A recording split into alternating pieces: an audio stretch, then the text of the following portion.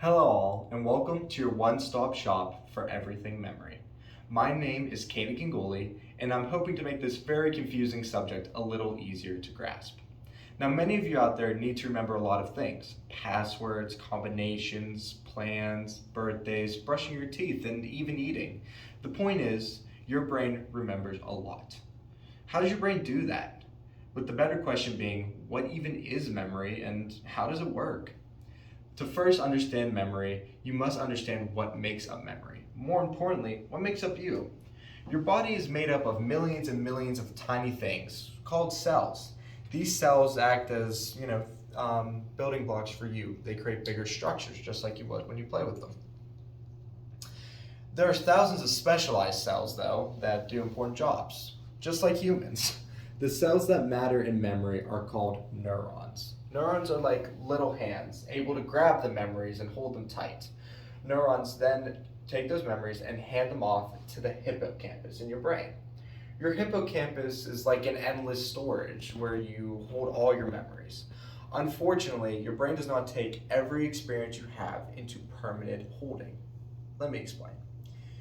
Your brain must decide if these memories are short-term memories or long-term memories. Long-term memories are those things that never leave us. Your birthday, your mom's name, things that stick with us for a very long time.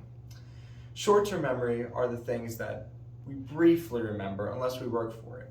For example, at the start of this video, I said my name. Do you remember it? I doubt any of you did. Most of us can only keep names in our heads for about 30 seconds without actively working towards it.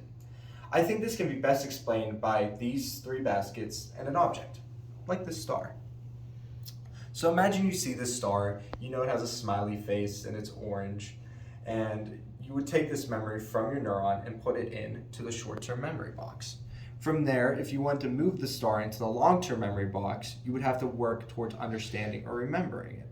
This is much like a test. You can study for a test, and that is called explicit memory. You're working towards understanding.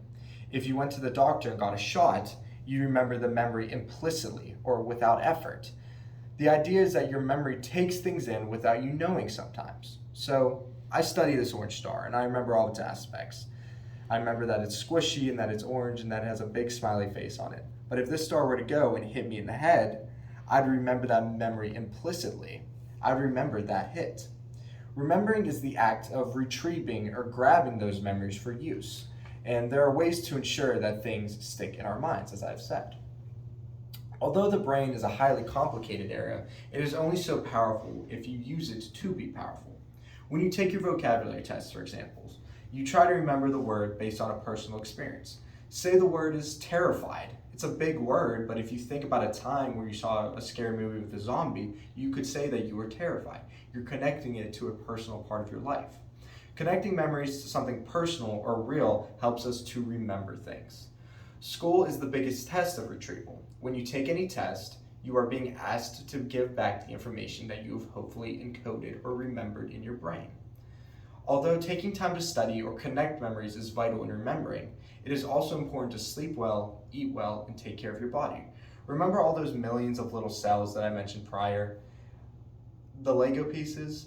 They only work well if you get the proper fuel they need. They can only be specialized if you work towards keeping them healthy and strong, just like your body. Memories are things that make up who we are. Every great moment is a memory, and it's a part of you. You are made up of memories. So remember, memories are grabbed by those neurons, they're held by your hippocampus in your brain, and then there's ways that we can work on keeping those memories for a very long time, moving them from our neurons to our short term to our long term. I hope this very brief video helped to give you some insight on what memory is and gives you an understanding of how to be better at remembering things. Everyone have a great day.